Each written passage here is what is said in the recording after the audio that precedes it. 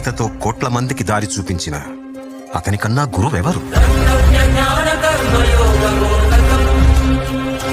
రక్షణ కోసం సముద్రం మధ్యలో ద్వారకా నగరాన్ని కట్టిన అతనికన్నా గొప్ప ఆర్కిటెక్ట్ ఎవరు? చూపుతోనే మనసులోని మాట చెప్పే అతనికన్నా గొప్ప సైకాలజిస్ట్ ఎవరు?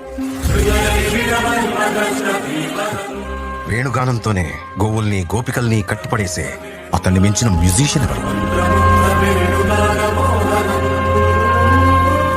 నిత్యారోగ్యంతో ఉండే సూచనలు చెప్పిన అతనికి మించిన డాక్టర్ ఎవరు? ధర్మం కోసం యుద్ధం చేయమని చెప్పిన అతని మించిన వీరుడెవరు?